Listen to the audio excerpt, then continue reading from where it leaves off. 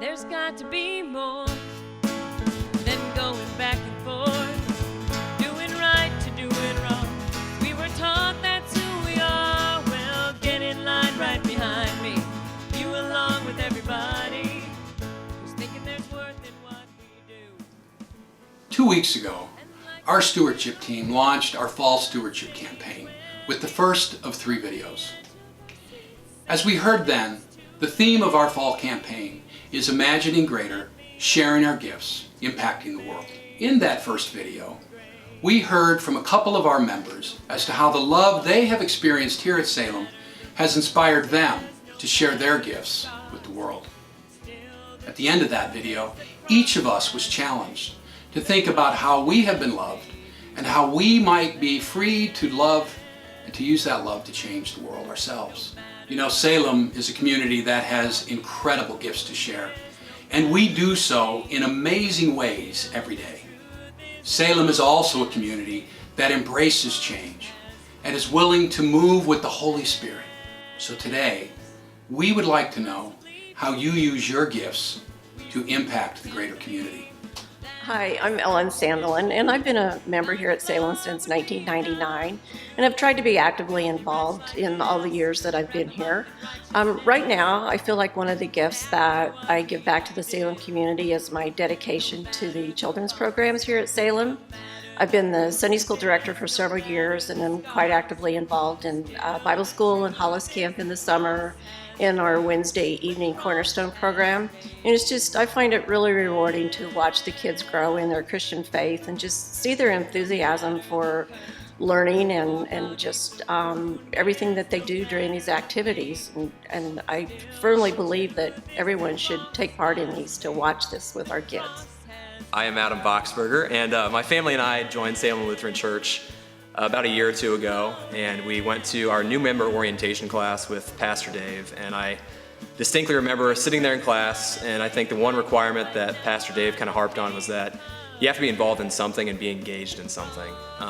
And looking around the services, looking around the congregation, I mean, everybody you look at, they're involved with something that they're passionate about, whether it's, you know, a ministry or an organization they're excited about.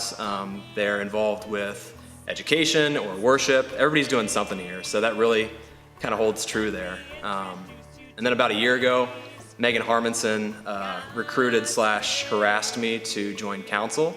And I thought about it for a while, and I ignored a lot of voicemails and emails for a little while, but I mean, after thinking about it, it was an easy decision, just because it's very rewarding to be involved in a place and be involved in an organization where there's a lot of really cool stuff happening, and a lot of really cool stuff happening really quickly.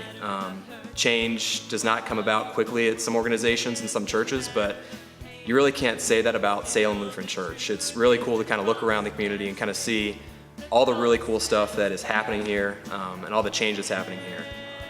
Hi, I'm Jody Shade, and I've been a member at Salem for, I think, about 10 years. And I'm involved in Salem, and I'm also very involved in the community. I'm on the United Way Women's Leadership Council, and I chair our events that we do and participate in a lot of things that have to do with children and education through the United Way. I'm also on the board for Goodwill of Missouri and Kansas. For Salem, I'm on the visitation team and also help with the services, serving communion and also being an usher with my husband. And for me, I like to give back to the community because I'm really lucky. I'm so fortunate. I've got a great family, wonderful kids, and not everybody maybe has that same situation. So for me, being involved in the United Way specifically gives me a chance to give back and maybe help some children who haven't had, you know, the same luxuries and the same things that my kids have had.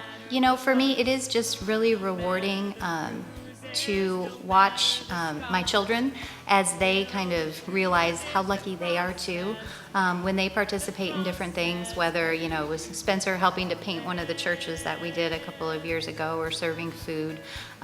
He comes back and he's really affected. He learns that not everybody is as lucky as he is.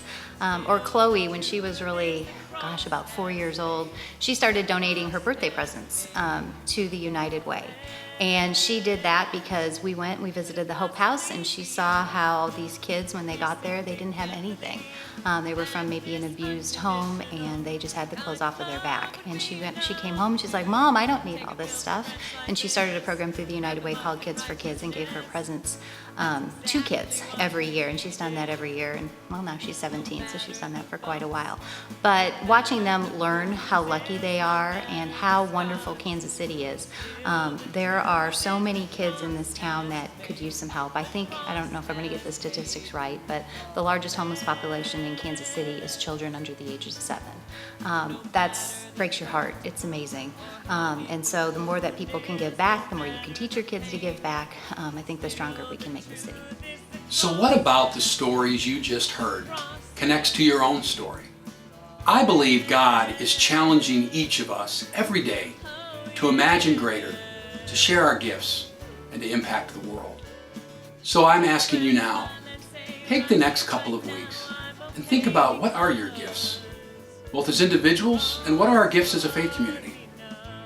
And how might each of us use our gifts to change the world?